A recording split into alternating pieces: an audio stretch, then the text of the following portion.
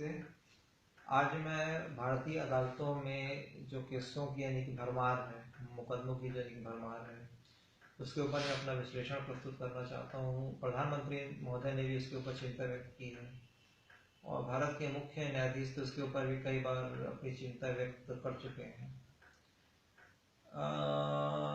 प्रधानमंत्री ने माना है कि जो सबसे बड़ी मुकदमेबाज जो लिटिगेंट है वो गवर्नमेंट होती है।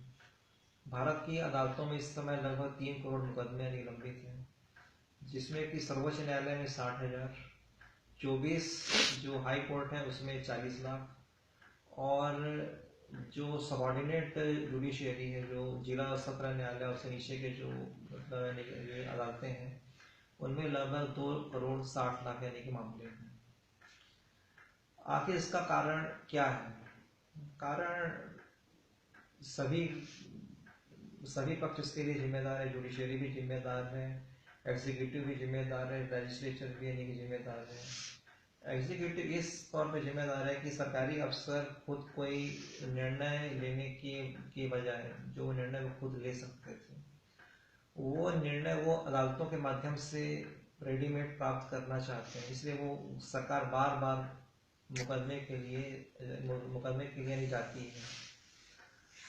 तो सबसे बड़ी लिटिगेंट जो है वो गवर्नमेंट खुद भी है। तो ये जो अननेसेसरी जो मुकदमेबाजी जो गवर्नमेंट करती है, इसको रोकने की आवश्यकता है। और कौन से अफसर ऐसे हैं जो कि जानबूझ करके या फिर अपनी खाल बचाने के लिए अदालत की शरण में जाना ज़्यादा पसंद करते हैं, उनकी जिम्मेदारी निश्चित करनी पड़ेगी कहीं ना कहीं। दूसरा ये है कि जो बार बार एडजर्नमेंट्स होते हैं, जो वकील समुदाय है यानी कि वो भी बार बार इसके ऊपर एडजर्न सुनवाई पेशी पर पेशी की तारीखें यानी कि लेता है। और तीसरा जो इसमें है कि जो इन्वेस्टिगेशन, खासकर जो क्रिमिनल मामला है, इन्वेस्टिगेशन में भी जो मतलब चार्जशीट आती है वो भी बहुत ही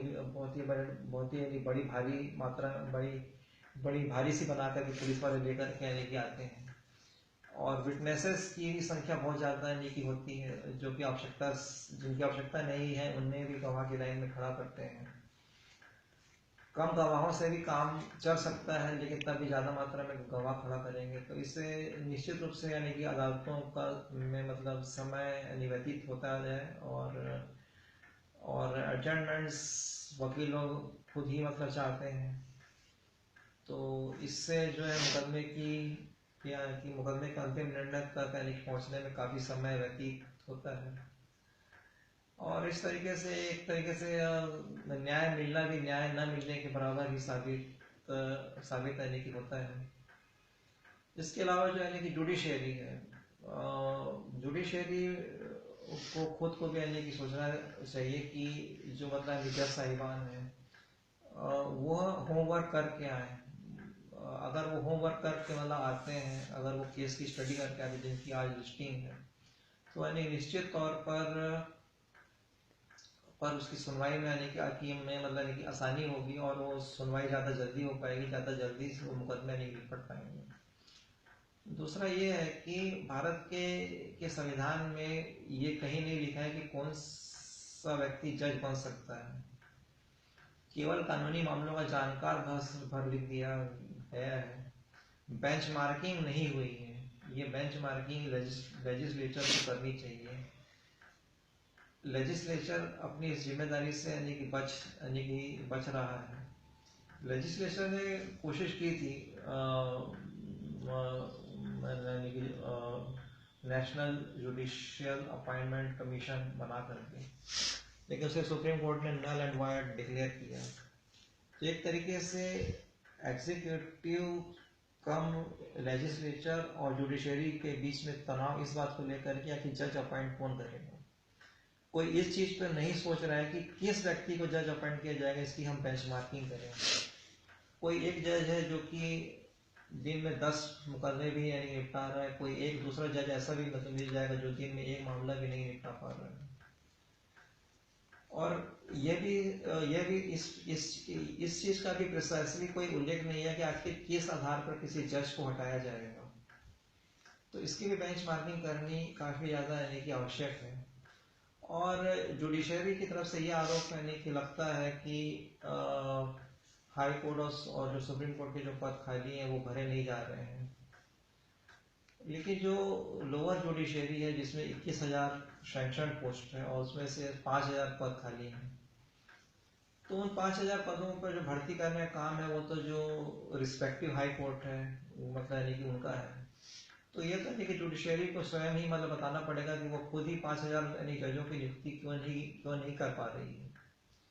हाई कोर्ट में जो भारत में 24 हाई कोर्ट है उसमें से 1100 पद हैं, 1100 में से 464 पद खाली हैं। सुप्रीम कोर्ट में अभी 5 पद खाली हैं, इसमें 2 पद और खाली हो जाएंगे, टोटल 7 पद खाली यानी कि हो जाएंगे। यानी निश्चित तौर पर भारत में यानी कि जजों की संख्या में कमी है। जब भारत मतलब 1988 की एक स्टडी यानी की हुई थी, उस समय भारत में 10 लाख की जनसंख्या पर 10 यानी कि जज थे, और अभी जो है उसमें थोड़ा सा सुधार हो करके 13 या 14 जज आ पाए हैं प्रति 10 लाख जनसंख्या पर, जो कि बहुत ही कम है। हम पश्चिमी देशों से देखें तो बुरी से बुरी हालत में भी 10 लाख की जनसंख्या पर 50 जज तो है, कई जगहों पे तो उसको 100 जज भी है। इसके अलावा जो केसों की भरमार को, जो अदालतों पे जो बोझ है उसको कम करने के लिए जो यानी मेडिएशन है, कंसिलिएशन का जो यानी कि प्रोसेस है, लोक अदालतों का जो एक यानी रूट है कि आउट ऑफ कोर्ट सेटलमेंट यानी कि मतलब कर लिया जाए, प्री लिटिगेशन एक कंसिलिएशन यानी कि हो जाए, लोग अदालतों में जा कर के वर्षों तक अदालतों का चक्कर लगाए, उससे अच्छा है कि अदालतों के बाहर ही आपस में समझौता कर लें। तो इसमें भी काफ़ी कुछ सफलता मतलब यानी मिली है। 1.5 करोड़ मुकदमे पिछले 1.5 साल के अंदर निपटाए गए हैं, लेकिन इतने ही नए मुकदमे अदालतों में आ गए हैं, तो अदालतों का बोझ वहीं का वहीं खड़ा है। 3 करोड़ मुकदमे पहले भी थे, 3 करोड़ मुकदमे यानी कि अभी भी हैं। तो इसमें मतलब एग्जीक्यूटिव, लेजिस्लेचर, जुडिशियरी और एडवोकेट जो मतलब वकील समुदाय है, इन सब को मिल करके यानी सोचना पड़ेगा और सभी को अपना अपना रोल अदा करना पड़ेगा, तभी भारत में जो अदालतों का जो यानी कि बोझ है, मुकदमों का जो इतना बड़ा भारी जो यानी कि बोझ है वो तभी कम हो पाएगा और लोगों को सुचारू तरीके से न्याय मतलब मिल पाएगा। धन्यवाद।